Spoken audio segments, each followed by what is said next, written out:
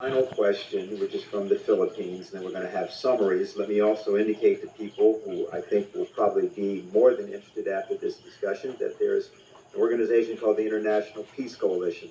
The person who convenes that each week is Anastasia Battle, who's here to my left, and I'm going to have her say something about that at the very conclusion. I think there's 1,700 people still with us. All of you are invited, if you are people of goodwill, which we presume many of you to be, to seek us out and become part of that action.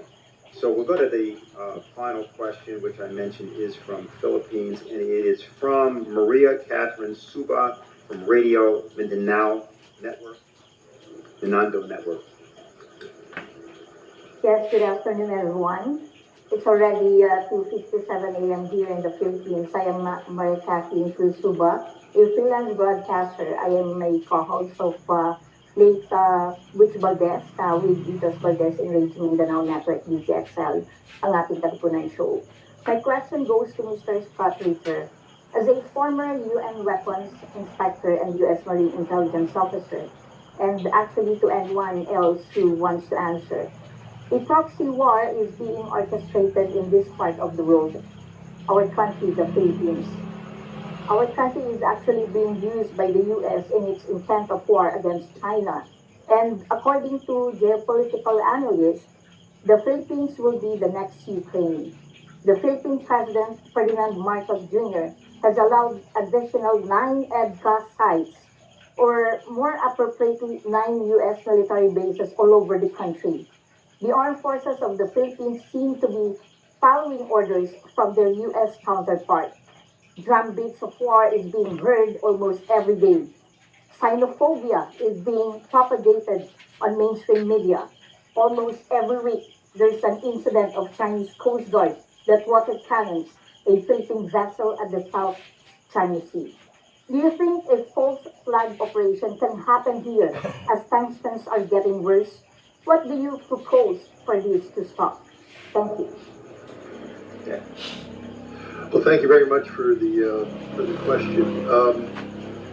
Just so you know, I have a little bit of background in the Philippines. In 1986, I was deployed there as a platoon commander to reinforce the Subic garrison after the fall of the Marcos regime. There was concern about the new People's Army, so I have a warm spot in my heart for the Philippines. Let's build upon what Colonel Wilkerson had said earlier. The United States is incapable of fighting a sustained conflict against a peer-level force. The United States cannot fight and engage China and win. We will not beat the Chinese. We cannot beat the Chinese, and we know this, and yet we're using the Philippines to create the conditions of potential conflict with the Chinese. Please understand that for the Filipino people, this is a recipe for disaster. You think America is your friend. So too did the Ukrainian people. And they are dying by the hundreds of thousands. Friends don't let friends die in those quantities. The Ukrainians have been displaced by the tens of millions. Friends don't let friends have their cities destroyed in this manner. Friends don't let friends have families separated, have mothers and children destined to a life of refugee status in perpetual poverty. That's not how friends behave. America has never been the friend of the Ukrainians, and we are not the friends of the Filipinos. We don't like you. If we did like you, we wouldn't be doing this to you. We are using you. You are a tool. Nothing but a tool, and when the tool ceases to be useful, we will discard you. And discard you means usually after a war that devastates you.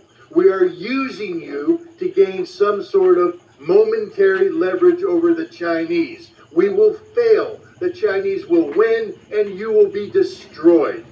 End of story. It's high time the Filipino people pressure their government to start sitting down and engaging the Chinese government responsibly. China is not your enemy.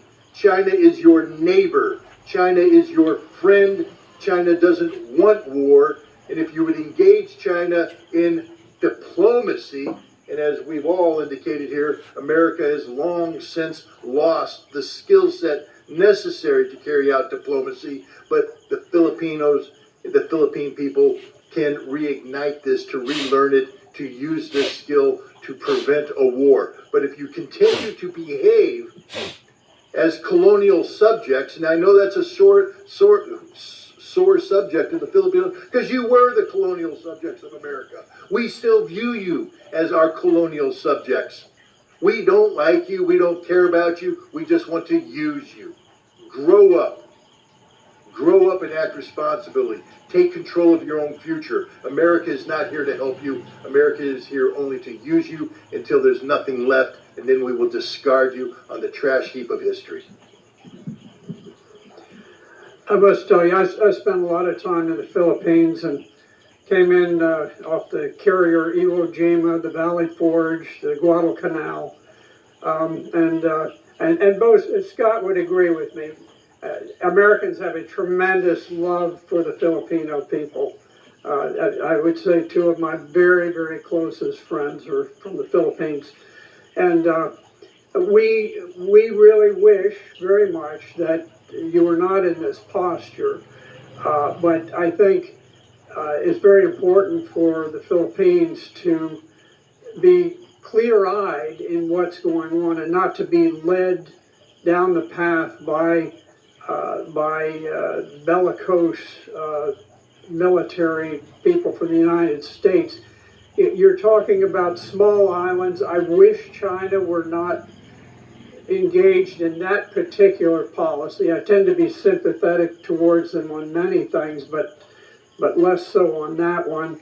But at the same time, I think you've got to make sort of a cold, clear-eyed assessment and say, look, it's not worth a war with a great power for the Philippines to engage in combat over those small islands. But I do agree that it is time to use diplomacy and to attempt to resolve the issue. Whatever you do, do not simply become a tool of the United States and be led into an armed conflict that ends up in disaster for the Filipino people. Because if you do, you will break the heart of a whole lot of us who just dearly love the Philippines and the people of the islands. Okay, so we're at the point of summary remarks. I want to start with Larry Wilkerson. And of course, if there's anything you wish to address that hasn't been addressed already, please feel free to do so. And we'll then proceed. Go ahead. I'll just add to what was just said. I thought when Teddy Allen brought Ferdinand Marcos and Imelda Marcos to Pearl, and we escorted them up to Camp Smith, that the Philippines had finally awakened and thrown us out, and that we would never be back. And then I saw Donald Rumsfeld take advantage of 9/11 and start infiltrating special forces back into the Philippines, and I knew the game was back on again. So I agree with what both Scott and Colonel Black said. There's a lot of affection on my part for the Philippines too, but you should grow up and not need the United States and not put the United States and China at loggerheads over your dead body, because that's what it will be about. The topic here today was nuclear weapons, and I'll just say this again. The most likely state owning nuclear weapons today to use those nuclear weapons again is the United States. And we have put ourselves in that position and in that posture by our incompetence at the other skill sets, most prominently diplomacy, necessary for the relations of nations. We are not a very competent, in any vein of diplomacy, entity anymore. There's an old principle of the relations of nations called conservation of enemies.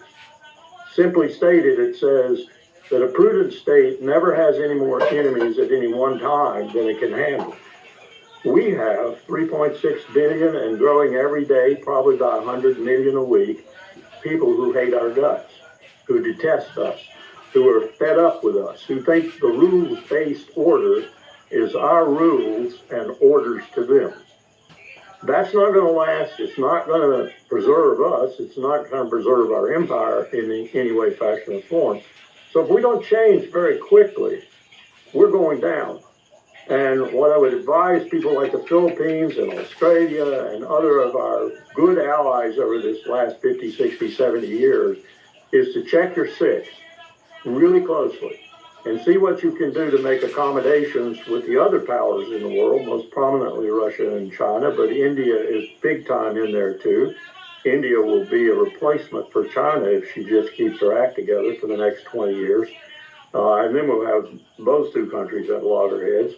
But you're looking at a dying empire. You're looking at a dying empire. And if we don't do something about it, we're going to have a really bad death, rather than a death, say, like Britain had, where she is still around. Stupidly led by Rishi Sunak, but soon to be gotten rid of, probably. It's a different world. It's a totally different world. It's no longer unipolar, it's multipolar. And it's going to act that way. It's going to have a new financial system, a new monetary exchange system, a new banking system. Everything's going to be new. And we're going to be on the outside unless we learn to accommodate. And you learn to accommodate with that deaf instrument of national power called diplomacy. So we'd better grow some diplomats and fast.